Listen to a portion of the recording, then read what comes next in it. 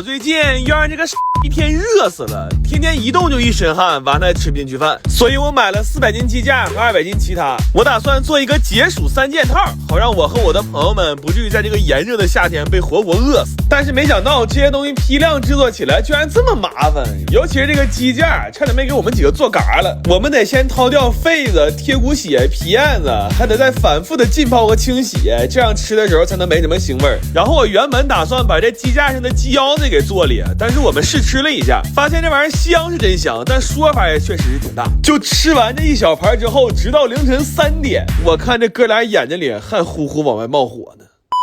然后这鸡架我们的做法是先卤后拌，卤完的鸡架就已经非常香了。我后来又用这原汤调了一个特别好吃的拌汁儿，但是这会儿有一个特别麻烦的事儿，就是这鸡架不能剁，只能掰，而且还只能掰一个拌一个，要不然就会出现分赃不均的情况。等把这些鸡架都装完了，我们就可以做凉拌面了。为了吃得香，我这次做的是葱油凉拌面，而且每一份里都配了一袋油炸花生米。这面条吃得酸酸辣辣的，是既开胃又爽口。但是麻烦的是每一样东西都需要独立包装，就导致这个流水线特别混乱，后期甚至出现了一个人上厕所需要经过4个人审批的恶劣事件，就一度都要给我干崩溃了。我现在明明是在家呀，怎么处处飘着单位的脏风气呢？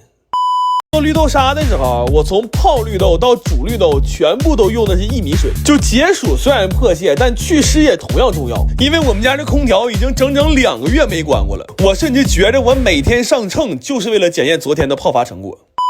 这绿豆沙我是调味做的浓缩版，回家冻着直接吃，就是特别香浓的绿豆沙冰棍，也可以再兑点奶，那就会变成一杯带着冰碴的绿豆牛乳冰。最后把这2000多袋东西都打包了，现在这餐包只需要回家加点配菜，用不了5分钟就能得到一份既能吃饱又能吃爽的解暑套餐。然后要是想少刷一个盘的话，还可以直接做成鸡架拌面，这天热没胃口的时候整上这么一顿可真是太舒服了。主要做完这些东西之后，哈尔滨就开始降温了，在多数城市都40多度的时候，我们一直在过20多度的夏天。就这个天气，我真的特别想感慨一句，